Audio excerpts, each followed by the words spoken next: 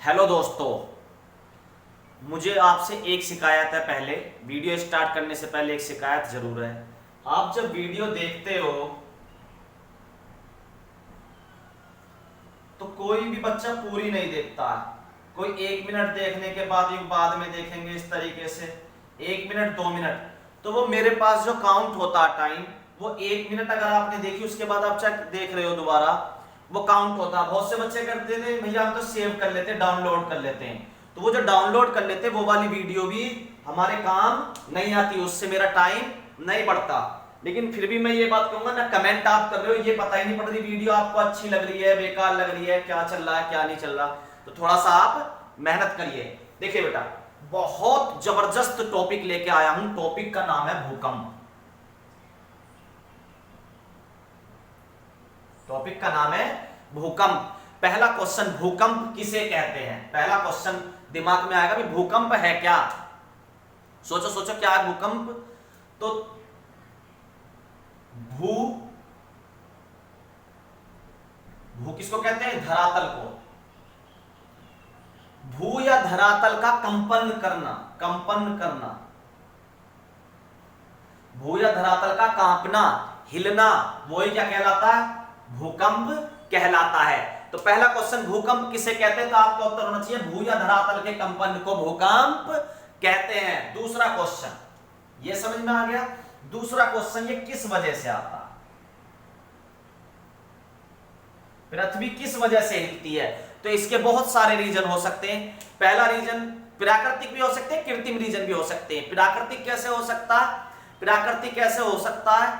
जैसे ज्वालामुखी का फटना, ज्वालामुखी धरती के अंदर फटा, उससे पृथ्वी हिली, तो वो कैसा हो गया? प्राकृतिक। और कृत्रिम कैसा हो सकता है? आप परमाणु परीक्षण करने लगो, एटम परीक्षण करने लगो पृथ्वी के अंदर, तो क्या होगा? उससे भी पृथ्वी हिल जाएगी, तो वो कैसा कहलाएगा? कृत्रिम।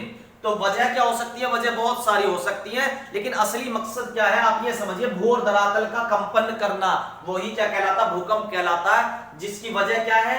जिसकी वजह बहुत सारी है। मैंने आपको बताया, एक एटम बम का परीक्षण करना, भूकंप, ज्वालामुखी का फटना, हम कह सकते हैं पृथ्वी की अपने अक्ष पर झुक के घूर्णन गति करना।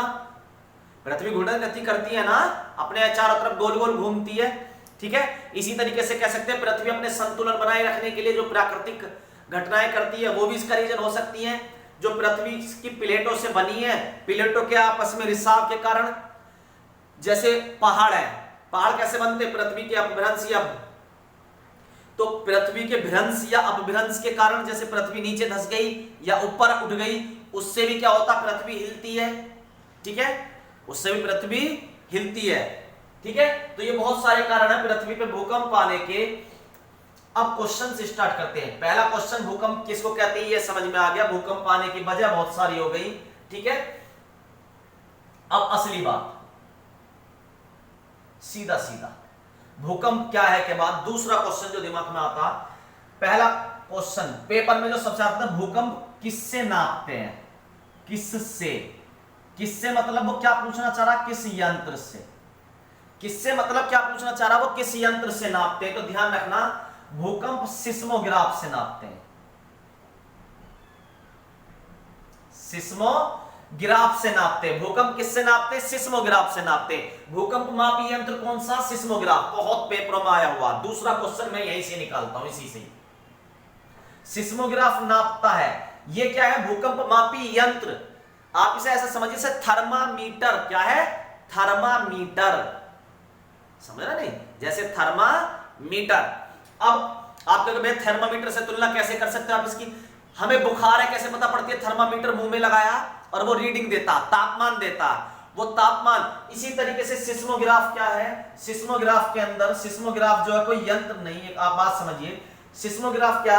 एक ऐसा उपकरण जिसमें पेंसिल लगा दी जाती है, नीचे एक पेपर रोल होता है, उस पेपर पे जब भूकंप आता, तो भूकंप जैसे पृथ्वी हिलती है तो वो पेंसिल भी हिलती है, और कुछ इस तरीके से आकृति बनाती जाती है।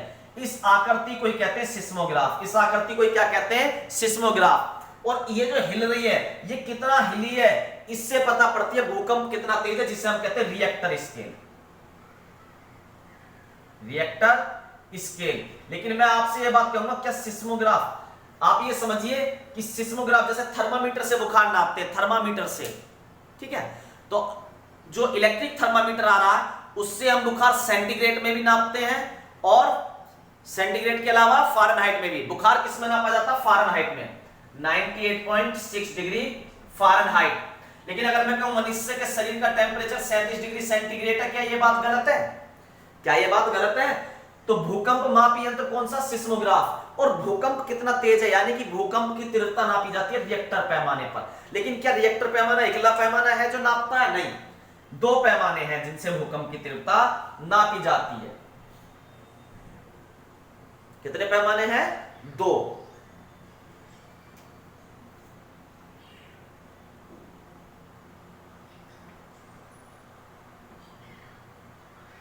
फिर दोबारा सुनो, दोनों से क्वेश्चन आता है। भूकंप क्या है ये तो हो गया, सबसे इंपॉर्टेंट क्वेश्चन यही है। इसमें सबसे इंपॉर्टेंट जो है ये है, भूकंप मापी यंत्र बताओ। Seismograph, seismograph. और भूकंप की तीव्रता, भूकंप की तीव्रता किससे नापी जाती है? रिएक्टर स्केल से। भूकंप की तीव्रता, भूकंप की तीव्रता किससे नापते हैं? भूकंप के अध्ययन को क्या कहते हैं? ये भी बहुत इंपॉर्टेंट क्वेश्चन है। भूकंप के अध्ययन को सिस्मोलॉजी, सिस्मोलॉजी। थोड़ा सा ही देखो अंतर पीछे, यहां लॉजी हो गया, यहां सिस्मोग्राफ, ग्राम नहीं ग्राफ, ठीक है, सिस्मोग्राफ। तो भूकंप मापी यंत्र कौन सा? ग्राफ। भूकंप मापी यंत्र है ग्राफ। और भूकंप के अध्ययन को कहते हैं लॉजी। लॉजी पढ़ लो जी, भूकंप को पढ़ लो जी, लॉजी पढ़ लो जी, भूकंप को पढ़ लो जी। और भूकंप की तीव्रता रिएक्टर स्केल पे और कैली पैमाने पर, ठीक है। अब पहले रिएक्टर पैमाने की बात करते हैं। रिएक्टर स्केल ये आधुनिक स्केल है जिसे अब वर्तमान में ज्यादा सही माना गया है, ठीक है, जिसे ज्यादा सही माना गया। एक रिएक्टर स्केल है, कैली, कैली कह सकते हो आप, मार कैली कह सकते हो।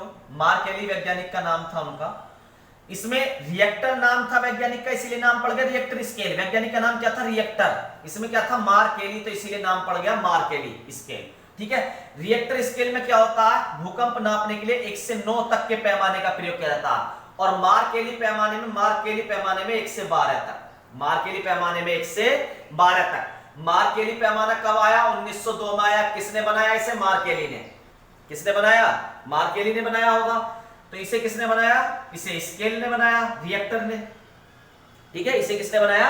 रिएक्टर ने बनाया। ये 1902 में आया। ये चार्ल्स फ्रांसीसी, फ्रांस के थे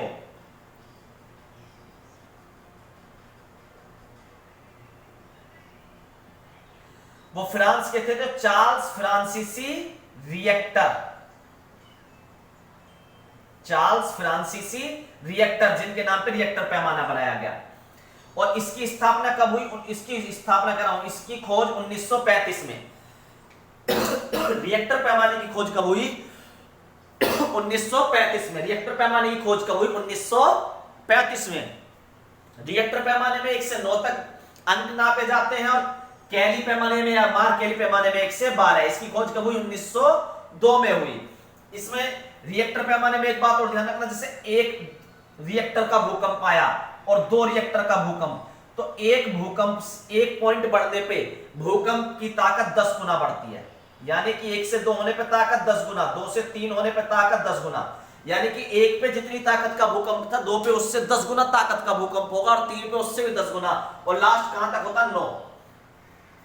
5 रिएक्टर के पैमाने से ऊपर के जो भूकंप होते हैं वो खतरनाक होते हैं, और जो 7 से ऊपर होते हैं वो बहुत ज्यादा खतरनाक होते हैं। इतने खतरनाक होते हैं कि अच्छी से अच्छी पक्की बिल्डिंग को भी गिरा सकते हैं, ठीक है, रिएक्टर स्केल में जो पैमाने होते हैं।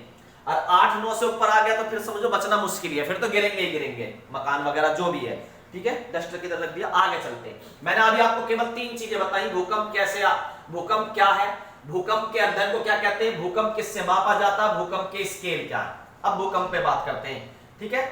अब सीधी सीधी भूकंप पे बात करते हैं। भूकंप का पूर्वानुमान कैसे लगाया जा सकता है? भूकंप का पूर्वानुमान लगाना कि भूकंप आने वाला, कैसे अंदाजा लग जाएगा? वायुमंडल में, वायुमंडल में रेडान गैस की मात्रा बढ़ जाएगी। वायुमंडल में क्या होगा? रेडान गैस की मात्रा बढ़ जाएगी। वायुमंडल में रेडान गैस की मात्रा बढ़ जाएगी, उससे हमें आइडिया लग जाएगा कि भूकंप आने वाला है। ये पेपरों के हिसाब से, वैसे पता नहीं पड़ती भूकंप आने वाला है। यहां तक बात समझ में, आगे चलते हैं। ठीक है, अगली बात थोड़ा सा ग्राफ से समझिए। ये पृथ्वी है, मैंने बताया पृथ्वी अंदर से 3 भागों में बटी हुई है। तो भूकंप जो उठता हमेशा कहीं से भी अंदर से उठेगा, कहीं से भी उठेगा, भूकंप अंदर से उठेगा। मैं ये नहीं कह रहा हूं पूरी परत में ही उठेगा या दूसरी में, तीसरी में, कहीं भी उठेगा, पृथ्वी के अंदर से उठेगा। क्योंकि भूकंप जो है पृथ्वी के भूगर्भ की जो परिवर्तन होते हैं उन्हीं के कारण आता है ज्यादातर। चाहे उसमें प्लेट का खिसकना हो, चाहे अंदर से ज्वालामुखी का फटना हो, ऐसे बहुत सारे रीजन्स रहते हैं। तो जहां से भूकंप आता है उसे कहते हैं भूकंप का मूल केंद्र। थोड़ा नीचे ले लेते हैं जिससे समझ में आ जाए। यहां भी सकता है, यहां भी सकता, कहीं से भी उठ सकता। ठीक है, मैं यहां पे पर्टिकुलर नहीं बता रहा कि दूसरी परत में आएगा, ये केवल समझाने के लिए। तो जहां से भूकंप उठता है उसे कहते हैं भूकंप मूल केंद्र, भूकंप का मूल केंद्र। ध्यान रखना, तो भूकंप का मूल केंद्र कहां है? जहां से भूकंप उत्पन्न होता है उसे भूकंप का मूल केंद्र कहते हैं। जहां से भूकंप उत्पन्न होता है, जहां से भूकंप उत्पन्न होता है उसे भूकंप का मूल केंद्र कहते हैं। इंग्लिश में इसे क्या कहते हैं? फोकस। फोकस क्या कहते हैं? फोकस। तो फोकस भी लिखा सकता, मूल केंद्र भी लिखा सकता। अब जहां ये पैदा होता है यहां से 3 प्रकार की तरंगे पैदा होती है, 3 प्रकार की। इन पे भी बात करेंगे। और जब वो तरंगे पृथ्वी पे जाती हैं तो कोई यहां जाए, मैं आपसे ये पूछना चाह रहा हूं, इस बिंदु से कोई तरंग चली और उसकी चाल इधर जाते हुए बराबर चल रही है, तो वो सबसे पहले कहां पहुंचेगी? सबसे सीधा 90 डिग्री पे। तो धरती पर, धरातल पर भूकंप की तरंगे, भूकंप जब आता, कंपन जब आता, उससे तरंगे निकलती है। तरंगों के ऊपर अभी बात करूंगा, 3 प्रकार की तरंगे निकलती है, वो बात करेंगे अभी।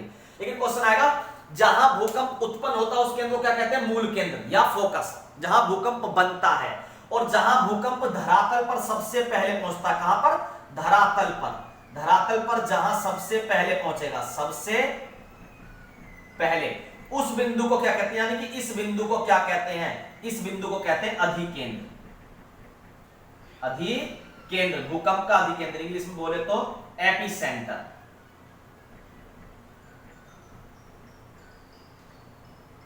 Epicentre, epicentre. तो भूकंप तरंगे जहां धरातल पर सबसे पहले पहुंचती हैं उस बिंदु को क्या कहते हैं? उस बिंदु को कहते हैं अधिकेंद्र। उस बिंदु को क्या कहते हैं? अधिकेंद्र। यहां पे पहुंचेंगी हमेशा 90 डिग्री पे ऊपर सबसे पहले पहुंचेगी वहां, क्योंकि रास्ता छोटा होगा। स्पीड सेम है तो जो रास्ता छोटा होगा वो जल्दी पहुंच जाएगा। स्पीड अलग अलग होती तो अंतर हो सकता था। तरंगों की स्पीड, भाई जो तरंग जा रही है सबसे पहले, अभी ये भी बताऊंगा जरा।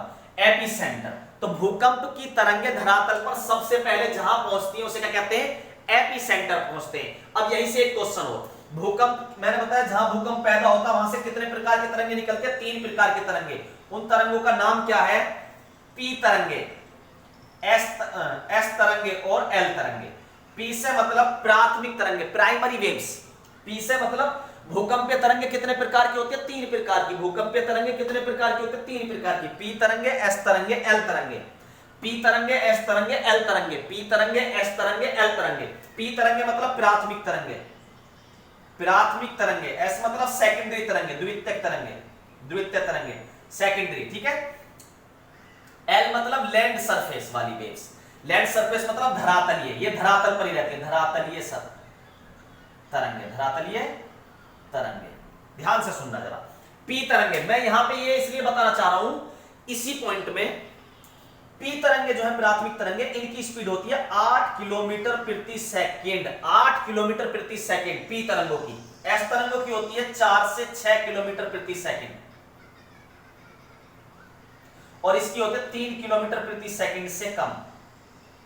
3 किलोमीटर प्रति सेकेंड से कम। तो सबसे तेज स्पीड किसकी है? पी तरंगों की। तो यहां से अब एक बात बताओ, तीनों तरंगे चली, तीनों तरंगे, तो कौन सी तरंग यहां पे पहले पहुंच जाएगी? इन तीनों में से आप बताओ मुझे।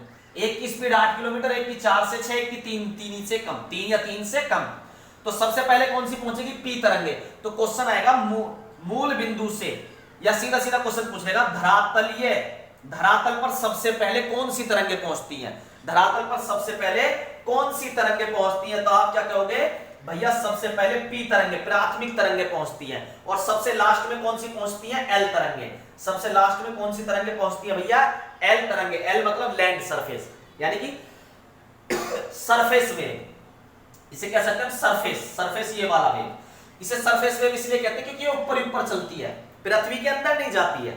ये आएगी बाहर तो भाग जाएगी, और बाहर ही बाहर चलेगी, अंदर नहीं घुसती पृथ्वी के। ये वाली दोनों तरंगे पृथ्वी के अंदर घुसती हैं, इन पर बात करेंगे अभी। अभी पी तरंगे, एस तरंगे और एल तरंगों पे बात करेंगे, लेकिन उससे पहले मैं थोड़ा सा रफ कर दूं इसे, अगर ये वाली चीजें समझ में आ गई हो।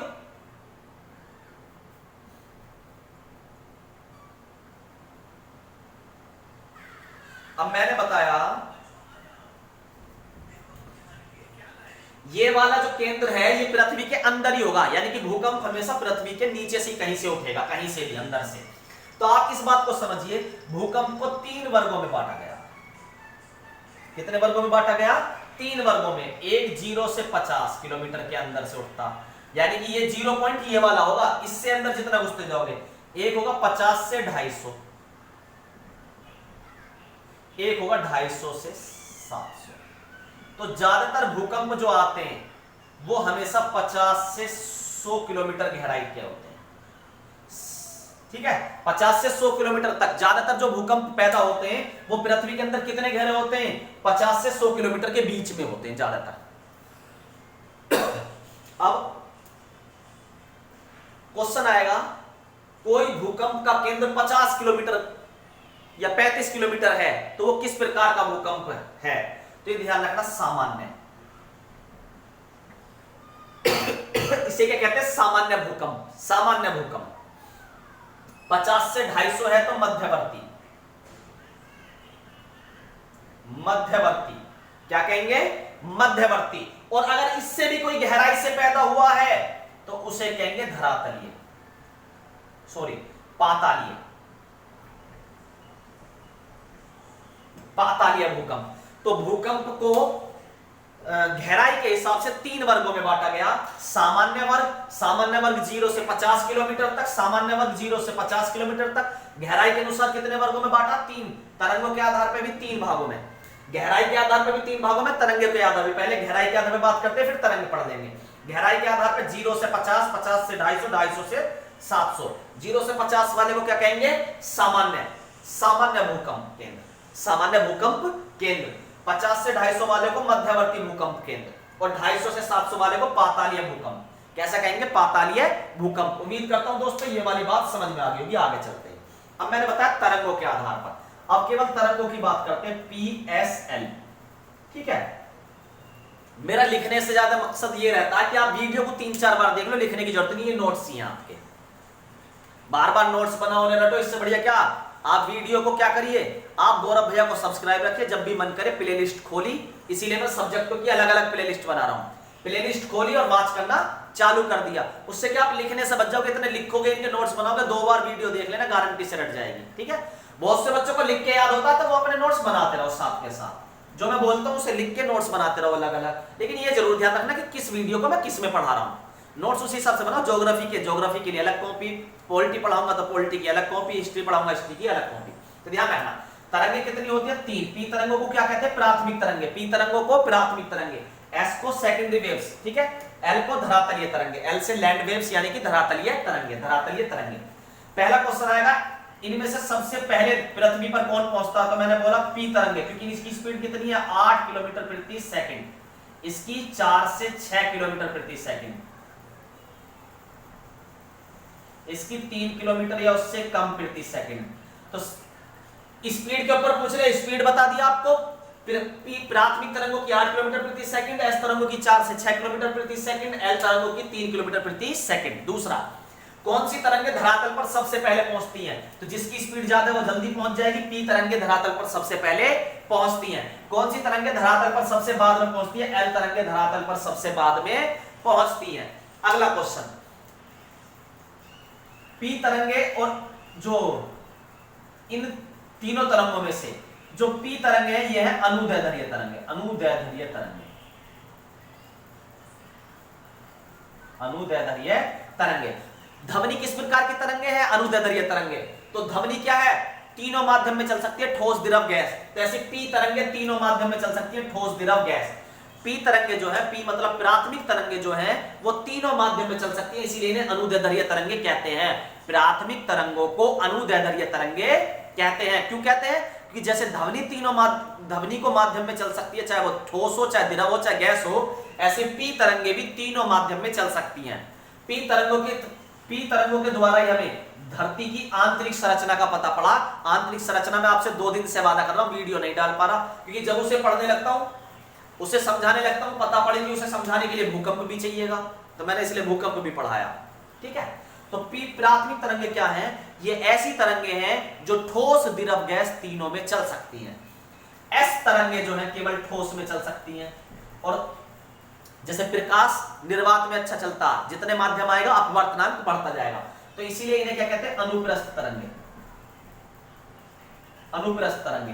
तो एस तरंगे, सेकेंडरी तरंगे जो हैं वो अनुप्रस्थ तरंगों का उदाहरण है। और एल तरंगे किस में चल सकती हैं?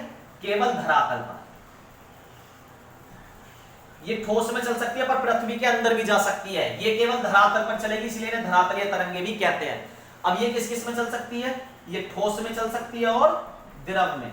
तो केवल कौन सी तरंगे ऐसी है जो तीनों में चल सकती है? पी तरंगे केवल ऐसी है जो तीनों में चल सकती है। कौन सी तरंगे 2 में चल सकती है? एल तरंगे। पृथ्वी के ऊपर चलेंगी एल तरंगे, धरातल पे चलेंगी। अब धरातल पे चाहे पानी आ जाए चाहे धरातल ठोस रहे, दोनों में चली जाएंगी। ठीक है। एस तरंगे क्या केवल ठोस में चलती है। अगला क्वेश्चन क्या बन सकता? जरा ध्यान से देखना, अगला क्वेश्चन जो बन सकता, कौन सी ज्यादा खतरनाक है? तो ध्यान रखना, पी तरंगे जो है वो धकेलते हुए पुश करते हुए आगे चलती है। एस तरंगे भी पुश करते हुए आगे चलती है, लेकिन एल तरंगे कैसी चलती है? जिगजैग मतलब जिधर को रास्ता मिला भागम भाग, जिगजैग, इधर को धकेल उधर को धकेल, सब फेंका फाक करते हुए। तो इन तीनों में से दूसरी बात, एल तरंगे का कंपन सबसे ज्यादा है, स्पीड सबसे कम है, कंपन सबसे ज्यादा है, क्योंकि जिगजैग करते हुए चलती है। अब आप एक बात बताओ, स्पीड किसी की कम होगी तो वो आपकी आंखों से देर में गुजरेगा, जल्दी गुजर जाएगा। जिसकी स्पीड जल्दी होगी, तेज होगी, वो जल्दी गुजर जाएगा। जिसकी स्पीड तेज होगी वो जल्दी गुजर जाएगा, जिसकी स्पीड मंदी होगी वो देर में गुजरेगा। एल तरंगों की स्पीड सबसे कम है और सबसे ज्यादा ये कंपन करता, देर में गुजरेगा, कंपन ज्यादा करेगा, रिजल्ट क्या होगा? सबसे ज्यादा हानिकारक। तो सबसे कम नुकसान पी तरंगे पहुंचाती है और सबसे ज्यादा नुकसान एल तरंगे पहुंचाती है। सबसे ज्यादा नुकसान एल तरंगे पहुंचाती है। उम्मीद करता हूं दोस्तों ये वाली बात भी आपके सारी समझ में आ गई होगी, किस तरंगों का क्या काम है। आई बात समझ में? अभी एक क्वेश्चन और रह गया। अब क्वेश्चन आता है जोन वाला, जोन, भूकंपीय जोन। ठीक है, तो ध्यान रखना बेटा, भूकंप जोन क्या है? भूकंप के आने की संभावना कहां ज्यादा है कहां कम है, इस आधार पे भारत को या पूरी दुनिया को 5 जोन में बांटा गया। लेकिन हम भारत की बात करें क्योंकि क्वेश्चन भारत से आता, भारत को 4 जोन में बांटा गया है। भारत को कितने जोन में बांटा गया? 4 जोन में। नॉर्मल, मॉडरेट मिडिल वाला, और एक हाई रिस्क और एक बहुत ज्यादा हाई रिस्क। ठीक है, मैं इसे आपको एक फोटो के द्वारा समझाना चाहूंगा। ठीक है, एक सेकंड रुक जाइए बस।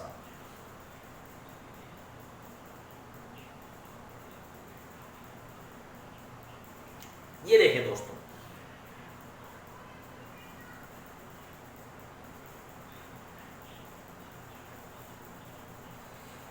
ये जो काला काला चमक रहा है आपको, काला काला, ये है बहुत ज्यादा हाई रिस्क। तो ये किधर की तरफ चमक रहा है? अरुणाचल प्रदेश और पूर्वांचल के भारत के और जो 7 राज्य हैं। पूर्वांचल की तरफ कितनी बहनें हैं? 7 बहनें। तो वो 7 बहनें कैसी चमक रही है? काली। तो जहां पे भी नक्शे में काला चमक रहा वो है हाई रिस्क, सबसे ज्यादा हाई रिस्क। जोन 5, तो ये जो काले काले एरिया चमक रही है किसमें? जोन 5 में।